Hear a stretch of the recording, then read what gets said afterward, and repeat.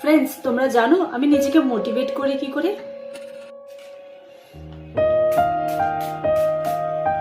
আমি সবসময় নিজেকে একটাই কথা বলি, জীবন একটাই। দুনিয়াতে এমন কোনো বাটন তৈরি হয়নি যেটা মরে যাওয়ার পর দ্বিতীয়বার বাঁচিয়ে ফিরিয়ে আনতে পারবে। একটা বড় সত্যি হলো যে আমরা কেউই জানি না যে আমরা মরার পর কোথায় যাব।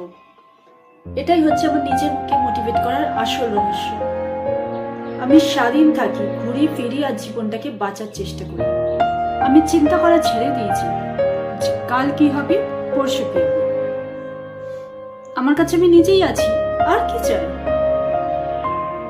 হয়তো আমি নিজেরও না, কাল যদি আমি মরে যাই আমার শরীরটা মাটিতে মিশে যাবে আর সবকিছু এখানেই থেকে যাবে।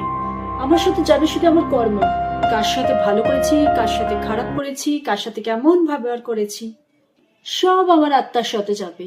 তো আমাকে আমার আত্মাটাকে বাঁচাবার দরকার আছে, তাকে পরিষ্কার করার দরকার আছে।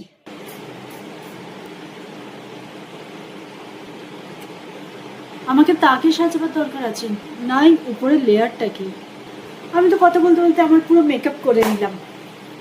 তোমরাও ট্রাই করো।